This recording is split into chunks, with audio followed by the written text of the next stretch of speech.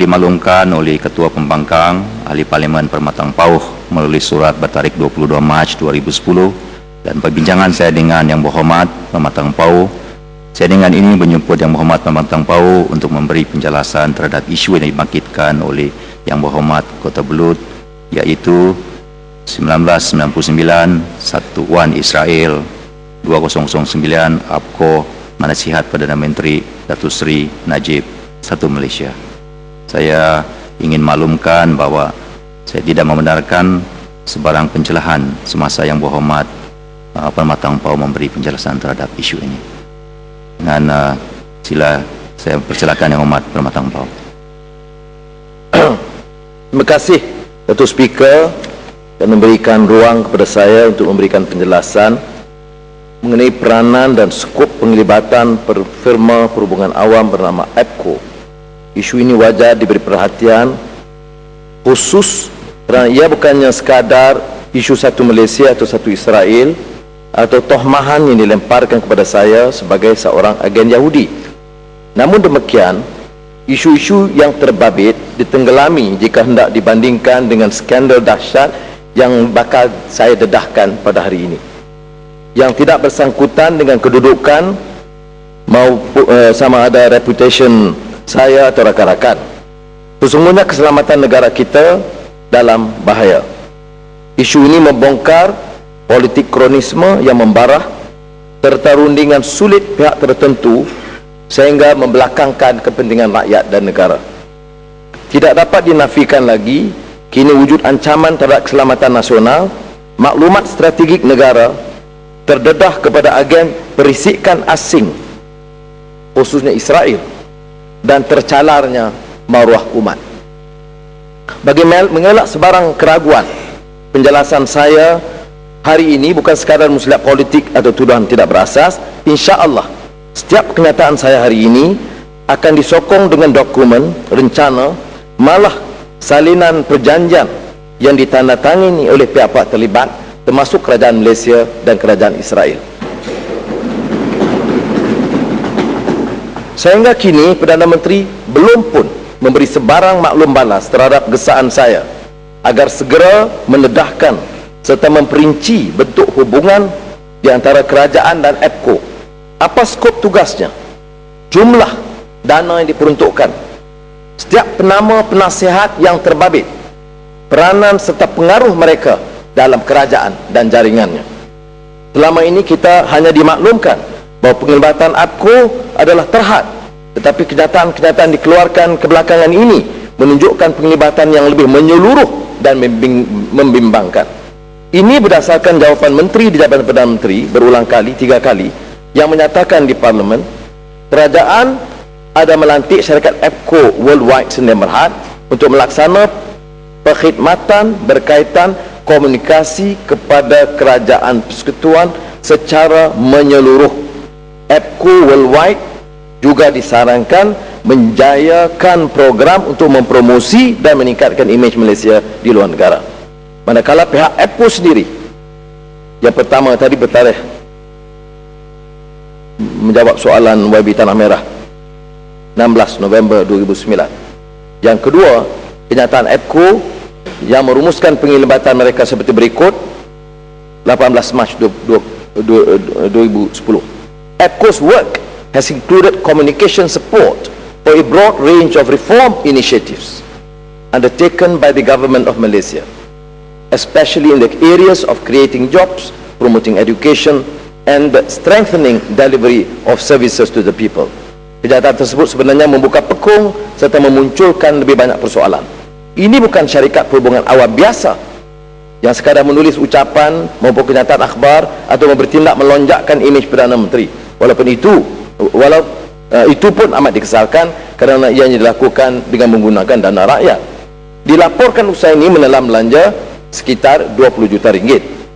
Secara sedar atau tidak, kenyataan APCO mengakui bahawa lantikannya adalah untuk membantu strategi komunikasi yang menyeluruh, bermakna firma tersebut terlibat secara langsung memberi bantuan komunikasi di dalam pelbagai inisiatif dan dasar kerajaan, reform initiatives.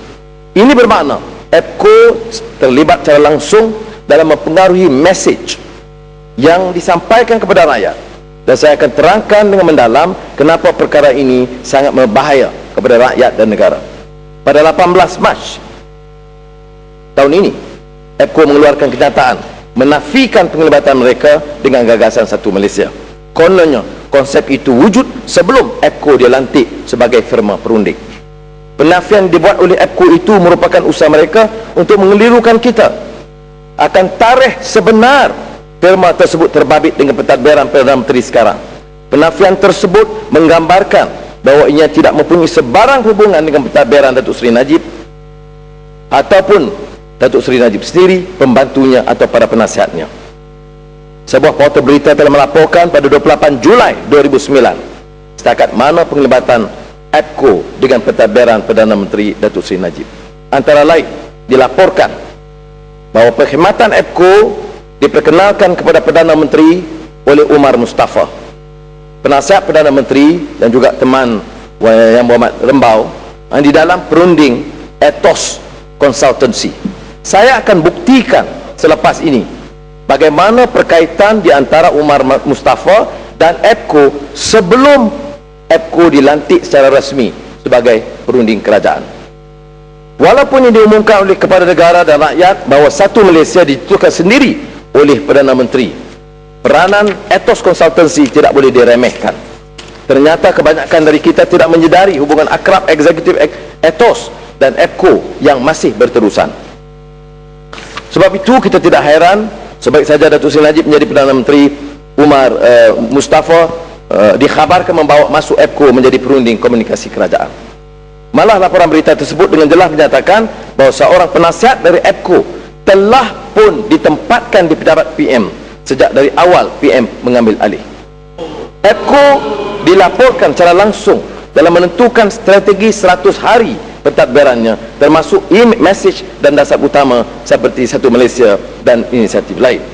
Berdasarkan laporan tersebut, pegawai-pegawai kanan kerajaan dikatakan tidak selesa apabila PM ingin menganugerahkan kontrak bernilai 20 juta ringgit kepada EPCO untuk meneruskan kerja-kerja rundingan dengan kerajaan.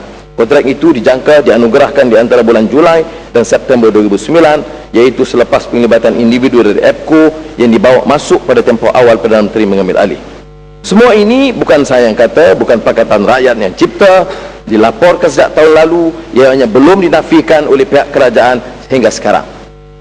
Sebab itu, mengambil kira beberapa peristiwa atau contoh yang berlaku apabila kerajaan ditipu oleh penasihat-penasihat asing sehingga menyebabkan kerugian berbilion ringgit atau diaibkan di peringkat antarabangsa, saya melihat episod pelantikan EPCO sebagai satu lagi kelalaian yang boleh merugi dan malah membahayakan negara.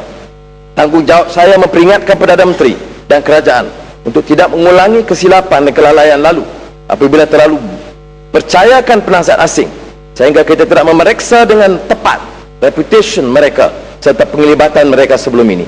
Apatah lagi pelantikan tersebut diselubungi misteri dan tanpa penelitian. Dulu mantan Perdana Menteri mengizinkan kerajaan melantik David Zettner dari firma Mark Rich untuk menasihati agensi kerajaan dan Bank Bumi Putra mencuba memanipulasi pasaran timah sedunia sehingga kita kerugian besar. Tidak sewajarnya kita lupakan skandal Maminco. Mantan Perdana Menteri kita itu seolah-olah tidak meneliti dahulu rekod David Zettner yang diketahui umum tidak suka mengikut peraturan dan undang-undang di dalam amalannya. Kemudian episod yang membabitkan Jack Abramoff hanya untuk mendapatkan satu temu janji dengan Presiden Bush dalam tahun 2002 dengan membayar 1.2 juta dolar Amerika tanpa memeriksa dulu latar belakang Jack Abramoff. Dalam tahun 2006 kerajaan Malaysia dimalukan apabila Jack Abramoff didapati bersalah menipu dalam transaksi keuangan sehingga dipenjarakan, dan pada masa itulah semua penglibatan kerajaan Malaysia terbongkar. Abramoff juga merupakan seorang pelobi yang terlibat dalam penipuan tanah kaum peribumi Amerika Syarikat dan Indian untuk tujuan pembinaan kasino. Satu lagi tak kejudi. Pelantikan Abramoff juga dibuat dengan penuh kerahsiaan dan pasti tidak diketahui umum sekiranya Abramoff tidak diheret ke muka pengadilan di Amerika Syarikat. Walau bagaimanapun, mantan Perdana Menteri tersebut hanya memberikan tugasan yang spesifik kepada firma Mark Rich dan Jack Abramoff dan tidak melibatkan perjalanan jentera kerajaan secara menyeluruh. Dalam konteks ini, kita melahirkan kebimbangan kerana kenyataan kerajaan sendiri menjelaskan bahawa mereka memainkan peranan penting membentuk strategi komunikasi kerajaan dalam dasar-dasar penting, terutamanya melibatkan rakyat.